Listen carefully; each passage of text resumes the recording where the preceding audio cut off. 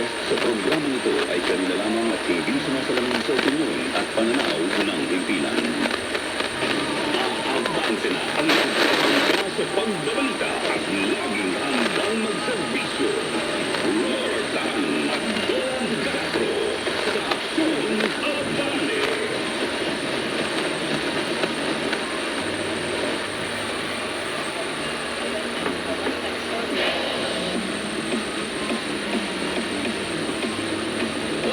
Bisperas ng Pasko, mga kaabante.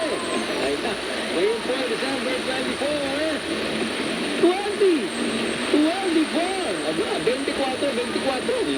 Diba? Ilang oras na lang. Samahan niyo po kami, ha? Isang oras na magtutok sa mga iin at mga balitang umaabante para sa sambayan ng Pilipino.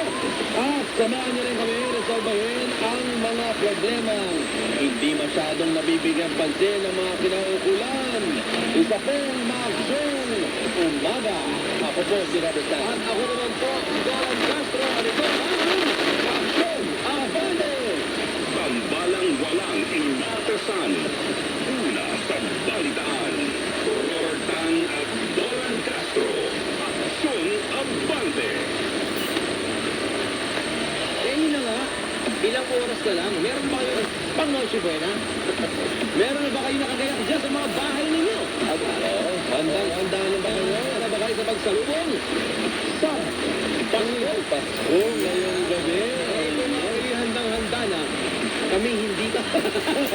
Kasi kami nandito pa sa studio. Balita at maghayag ng mga pangyayari at magbantay sa ating bayan. At syempre, huwag natin kakalimutan mga magsimba. Oo, siyempre. Lagi tayong magpasalamat sa Panginoong Diyos sa araw-araw po na binibigyan na blessing sa atin.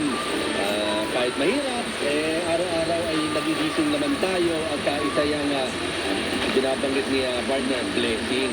Ano yun? Nagigising? Ayun. Sa bawat paggising po natin sa umaga, ayan po'y blessing na. Diba? Pero kanina, paggising ay tumumbog ang pagtaas ng preso ng gasolina. No? Ang ginagawa ng partner, kanina, maaga kasi ako, nagpangas ako. Nung inaabangan ko yung resibo, sabi ko, sandali lang, medyo matatagal kasi magpapalit kami ng preso. Sabi ko, swerte ka naman, no? At nabutan ko sa Clean fuel and ice. sa clean fuel. Clean fuel, 1 peso and 45 centavos ang diesel. Ang gasolina ay 50 centavos per litro. At kawawa naman ang ating mga kababayan. Ang ganda mga wasto naman yan, ha? Ang ganda naman ang wasto ninyo. Hindi nyo na hinintay. Yes, di ba? Bagong taon talagang hindi na makapaghihintay yan. Yung price adjustment na yan. Matapos nakapag-gapos na ang ating mga kababayan para sa kanilang Noche Buena, ito, para Iba? Oo. Taas ang gasolina at diesel. Naku po. hindi naman lang sana sa 26. Hindi, sana naman next year na lang. Next year na lang, di ba? Oo. Diba Nangigayin talaga. Kasi next year, di ba, sasalubungin din tayo ng taas ng presyo ng kuryente. Ayun na nga. Oo. Kasunod-sunod. Tapos yung tubig, siyempre, mainggit yan. Sabay-sabay. 20 kayo lang. Sabihin kayo lang sa kuryente.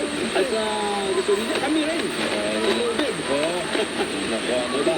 O hindi, basta hindi sana man lang, may konting konsiderasyon. Oo. Kapasko eh. Buti pa itong toll natin sa mga LX. Oo. May libre ngayon. Libre. Wala alas 10 ng gabi hanggang alas 6 ng umaga. Okay, magsisimula na mamayang gabi, no? Alas 10 na mamayang gabi.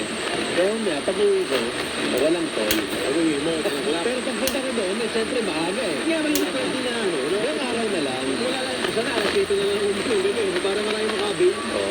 Hindi, baka naman kasi masyado ng maging matraffic. Dahil siyempre, lahat pupunta ng maaga. Sabi kahapon, hindi naman napunta kami ng mall, namili kami. Buti, umaga. Ang dami ko. Ang dami na, pag-alis namin ng mga tanghali, ang dami ng tao. Oo, nakakalagang Ano pa rin naghahabol. aming humahabol sa pamimili eh. Oo. Yung mga hindi nakapamili agad, umaasa na Next year na. Hindi, kasi ginagawa ng report, ang hirap kasi bilan lahat. Oo. So, sino muna yung makikita mo ngayon? Basta, Yan. sino muna ginagawa ko eh?